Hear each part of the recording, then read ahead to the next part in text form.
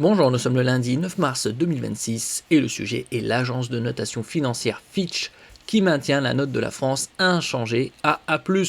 À la prochaine, c'est tombé le vendredi 6 mars, comme on peut voir dans ce calendrier. Fitch A+, puis ce sera Moody's le 10 avril et Standard & Poor's le 29 mai. On peut voir ici un tableau. Standard & Poor's, on est à A+, Moody's, une note légèrement supérieure, AA3, et Fitch Rating, on est à A+. En 2012, la note de la France a commencé à être dégradée. Elle était à AAA, donc la note maximale. C'était la fin du mandat de Nicolas Sarkozy, le début de François Hollande. Sécurité optimale. Et en l'espace d'un peu plus d'une décennie, on est passé de AAA à A+, chez Standard & Poor's, AA3 chez Moody's, et A+, chez Fitch Rating, qui est tombé ce vendredi 6 mars.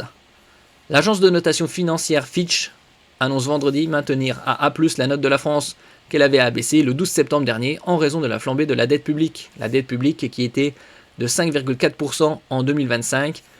À l'époque, en 2025, il tablait sur un déficit de 4,7% pour 2026. Finalement, ce sera 5%. Nous verrons ça à la fin de l'année. Le Premier ministre Sébastien Lecornu est parvenu à faire adopter début février un budget pour la France en 2026, moyennant des concessions à l'opposition de gauche, qui alourdissent le déficit à 5% du PIB, produit intérieur brut, prévu cette année, après 5,4% en 2025. Au début 2024, quand Bruno Le Maire était ministre de l'économie, il tablait sur un retour en dessous des 3% du PIB vers 2027.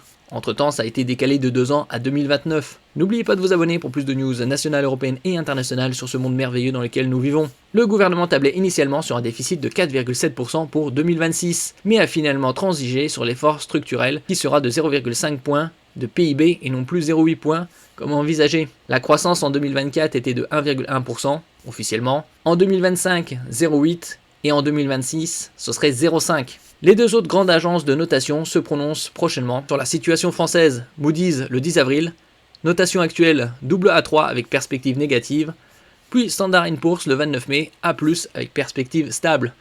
Comme on le peut voir ici dans ce tableau, Standard & Poor's, on est à A+, chez Moody's, c'est légèrement mieux, AA3, tandis que chez Fitch Rating, c'est maintenu à A+. Ici le calendrier, donc c'est tombé le 6 mars, Fitch, dans un mois environ, ce sera Moody's le 10 avril, et dans 2 mois et demi environ, Standard & Poor's le 29 mai. Une charge d'intérêt toujours plus lourde. Le ratio d'endettement ne pourra commencer à se stabiliser que lorsque le déficit aura été ramené à 2,8% du PIB. Là, il table sur 5% en 2026. Compte tenu des inerties actuelles, la dette ne devrait pas tarder à dépasser les 120% du PIB, bien plus haut que lors de la période C19. Or, Fitch a prévenu à l'automne qu'elle abaisserait encore la note ou passerait au moins la perspective de stable à négative si ce ratio augmentait durablement à moyen terme. Dans ce cas, les investisseurs exigeraient une plus importante prime de risque pour continuer à prêter à la France, ce qui alourdirait encore la charge d'intérêt.